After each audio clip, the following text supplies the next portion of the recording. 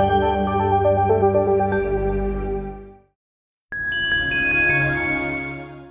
Kadis Manaye from CARE Ethiopia. Climate resilience is the ability to anticipate, plan, and respond to any shocks related to climate.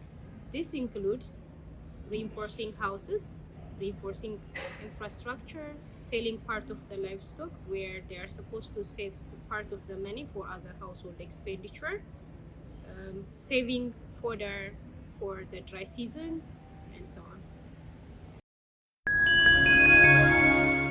Hi, I'm Dafa from CARE Ethiopia.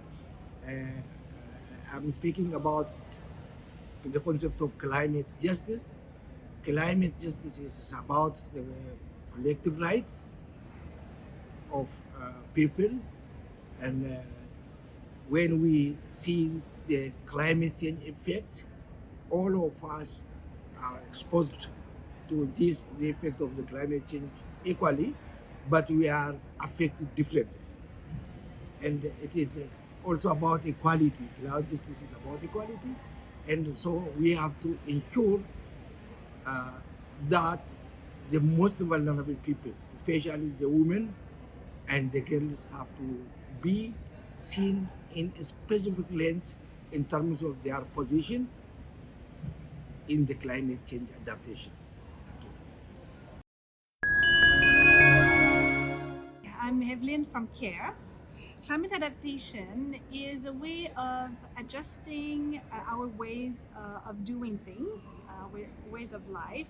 For example, if we are planting vegetable or grains in our garden, and we know that we will have less rain in the upcoming season, then we will choose varieties that will be more resistant to a drier climate. Hi, my name is Moshimi Chaudhry and I'm with CARE, and I wanted to tell you today about the concept of locally led adaptation, which many adaptation practitioners are using today. The concept includes a lot of different components, but one of the critical components is about communities coming to the table and making their own decisions about what kind of adaptation solutions they want to implement. So for instance, in a coastal community, a community could decide they want to make house on stilts so that their houses are not affected by coastal flooding. Or they could decide they want to protect coral reefs, which really protect coastal communities from storm surges and coastal flooding as well. So it's really up to them to decide what kind of adaptation solutions works best for them. Another critical component is looking at inequalities. So whether that's gender inequalities, looking at marginalized groups, and ensuring that they also come to the decision-making table. Especially because a lot of especially poor marginalized women are not able to voice their concerns for many different reasons. And we want to, all of us in the adaptation community want to make sure that marginalized voices are included in the decision-making process. And one of the other things that make up locally led adaptation is finance. So this is about communities accessing finance directly so that they can make their own decisions about spending and how to spend that funding to implement adaptation solutions. So it's really about communities taking the lead.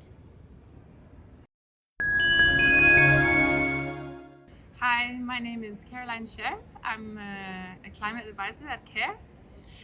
Capacity building is a term that we often hear and use working with development, and it can mean many different things, but capacity building is basically about helping people develop their skills through training, through access to information, through different kinds of channels to be better to improve certain practices.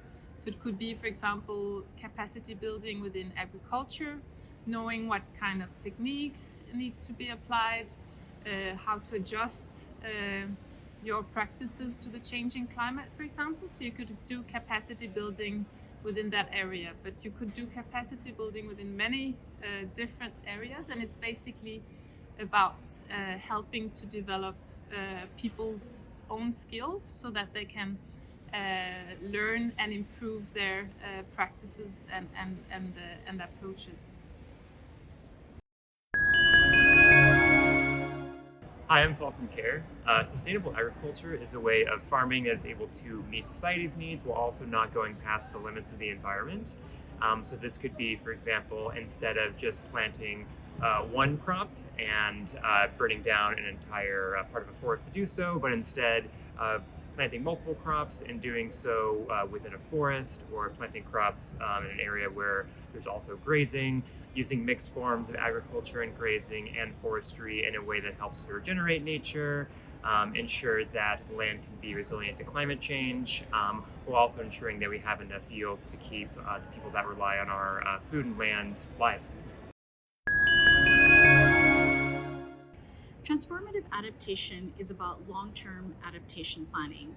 It's also about ensuring that adaptation solutions are incorporated into policies so that we can make societal structural changes that are really important in terms of scaling adaptation solutions. So an example that I can give you is if I were to live in a coastal area today and I experience flooding from storms, I may decide to make a house on a stilt. That is not transformative adaptation. That is very short term because my house could easily be destroyed yet again with another coastal flooding event. What could be long term is nature-based solutions. So for instance, if I were to protect coral reefs, that would really enable me to plan ahead for future climate events, for instance, storms or high waves, because coral reefs can help protect me from storm surges. So it's about thinking in advance, but it's also about making sure that nature-based solutions such as protecting coral reefs are incorporated into policies so that they can be implemented in various parts of the country and scaled up so that more and more people can benefit from long-term adaptation solutions. Hello, I'm Kedis Manaye from CARE Ethiopia. Pastoralist communities are communities whose livelihood is dependent upon livestock production or rearing. They move from place to place in search of feed fodder and for their livestock because of the seasonality of availability of feed in their surrounding. And they will be moving for 3 to 4 months in search of feed fodder for their livestock in other places until the ones that they used regenerate again. So they are getting their household milk and meat from their livestock. So in some cases they sell. The money that they are getting from the livestock sale will be spent on other household needs like education, clothes, health service, and some other issues. In this case, women has a role in supporting the families whenever they are moving from place to place in search of feed fodder. They will take care of the child and older people in the household until the husband coming back to home.